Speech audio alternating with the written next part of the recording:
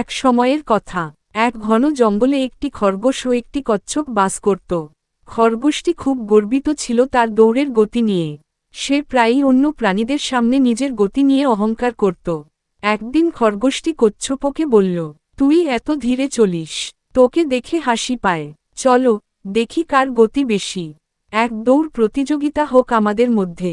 কচ্ছপটি শান্তভাবে উত্তর দিল, ঠিক আছে, আমি রাজি। জঙ্গলের সব প্রাণী জমায়েত হলো এই অদ্ভুত দৌড় দেখতে। দৌড় শুরু হলো।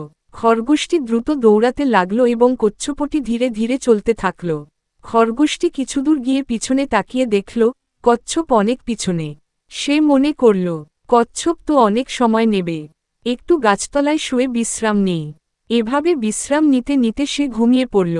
অন্যদিকে কচ্ছপটি ধীরে হলেও একটানা সামনে এগিয়ে যেতে লাগল। সে ক্লান্ত হলেও থামেনি। অনেক সময় পর খরগোশটির ঘুম ভাঙল। সে উঠে দেখে, কচ্ছপ ইতিমধ্যেই প্রায় গন্তব্যে পৌঁছে গেছে। খরগোশ দৌড় শুরু করলেও শেষ পর্যন্ত কচ্ছপই প্রথমে গন্তব্যে পৌঁছায়। সবাই হাততালি দিয়ে কচ্ছপকে অভিনন্দন জানায়। গল্পের শিক্ষা, ধীর গতিতে হলেও ধারাবাহিকতা ও ধৈর্য থাকলে সফলতা অর্জন করা যায়। অহংকার ও অতিরিক্ত আত্মবিশ্বাস সর্বনাশের কারণ হতে পারে।